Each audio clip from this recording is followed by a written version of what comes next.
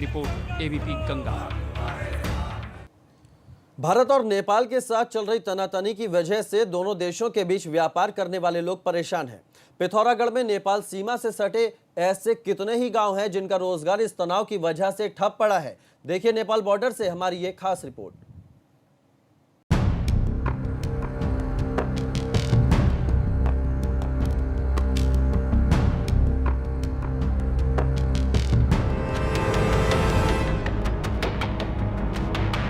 भारत और नेपाल के बीच चल रही तनातनी का असर अब नेपाल जिले से लगते इलाकों में साफ देखा जा सकता है। नेपाल बॉर्डर पर कवरेज के दौरान उत्तराखंड के ब्यूरो चीफ अजीत सिंह राठी ने नेपाल बॉर्डर से लगते कई गांव का दौरा किया।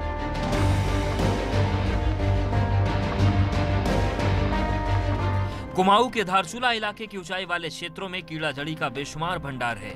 ये कितने ही परिवारों के लिए आजीविका का साधन है। अंतर्राष्ट्रीय बाजार में कीड़ा जड़ी की कीमत करीब 20 से 22 लाख रुपए प्रति किलो है।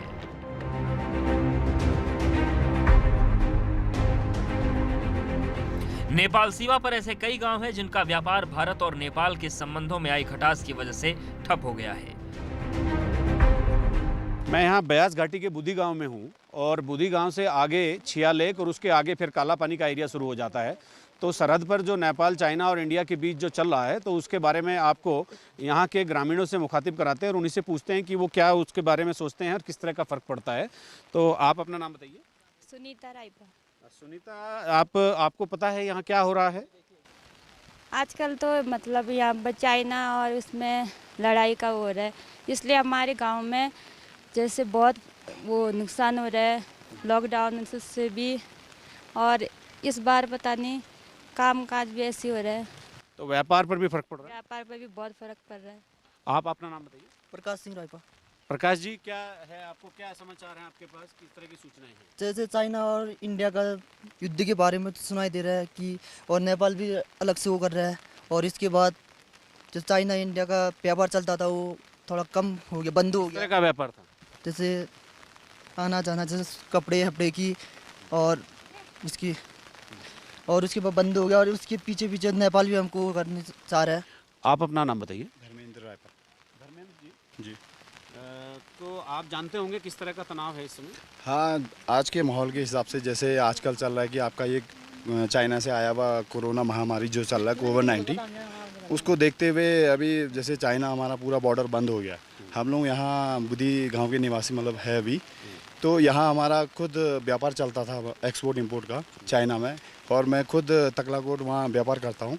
10-12 साल मैंने वहाँ पे व्यापार भी किया है, लेकिन अभी एकदम से ये महामारी चलने के कारण से आपका ये बिल्कुल बॉर्डर बंद हो चुका है। और जो सरहद पर तनाव हो रहा है, ये तनाव तो अब क्या कहे कि देश दुनिया का अलग अलग है, अपना अपना, कि बॉर्डर क्षेत्रों में कोई चाइना इंडिया की और अपने सीमांत क्षेत्र को बढ़ा के उनको दबाने की कोशिश कर रहा है। इस वजह से भी हमारे यहाँ पे काफ़ी हलचल चल रहा है। कीड़ा जड़ी दरअसल एक तरह का जंगली मशरूम है जो हैपिलस फैब्रिक्स नाम के कीड़े के ऊपर लगता है। पीले भूरे रंग की इस जड़ी का आधा हिस्सा कीड़ा और आधा हिस्सा जड़ी जैसा नजर आता है, इसीलिए इसे कीड़ा जड़ी कहा जाता है। कीड़ा जड़ी का इस्तेमाल प्राकृतिक स्टेरॉइड की तरह किया जाता है। इसके इसी गुण की वजह से इसे अंतर्राष्ट्रीय बाजार में इसकी तस्करी होती है। मैं और भी कुछ लोगों से आपकी बातें कराता हूँ। सरपंच जी, आप बताइए क्या चल रहा है यहाँ पर? यहाँ वैसे तनाव तो है ही सर, और मतलब इसमें ऐसा कुछ नहीं, मतलब व्यापार भी थोड़ा कमज़ोर है हमारा यहाँ, तो इस वजह से थोड़ा नेपाल और इसमें चाइना का थोड़ा एक वो हो रहा। तो नेपाल तो हमारा मित्र था, कहाँ चला गया? अब मित्र था तो उसमें तो जैसे न्यूज़ में दे रहे, तो उस हिसाब से तो हमारा जो दोस्ती यारी का था वो अब थोड़ा ख़त्म होने जा रहा है। अब कारोबार तो अब क्या कहे कि आज के डेट में जो ये महामारी चल रही है उसके वजह से सब इंडिया में ही सारा लॉकडाउन होने से काम सब बंद हो रखा है, और हमारी पहाड़ी क्षेत्रों में यहाँ जो है जो एक हमारा खास कीड़ा जड़ी कहते हैं जिसे यरसा गम्बू, वो उसके चलते हुए भी हमारा यहाँ पे अपना रोज़गार बिल्कुल बढ़िया चलता था। लेकिन अब इस महामारी के कारण से हम कीड़ा जड़ी के लिए भी जा नहीं पा रहे, तो उससे भी हमें बहुत फ़र्क पड़ा है यहाँ के जनता को। सरपंच जी, आप बताइए कि कीड़ा जड़ी यहाँ कहाँ कहाँ पर पाई जाती है? ये हमारे पहाड़ी क्षेत्रों में पाई जाती है सर। कौन सी वैली में? ये बुद्धि। अच्छा, तो इस पे कितने लोग इसके काम में जुड़े हुए थे? इसमें लगभग करीबन 1000, करीबन 400 1000 ऐसी पड़े थे। वो बीन कर लाते थे, फिर कहाँ उसको सेल कहाँ करते थे? सेल जैसे चाइना हो गया, नेपाल हो गया, वहाँ व्यापारी आते थे। चाइना से कौन खरीदता था उसको? चाइना वाले। अच्छा, ठीक है।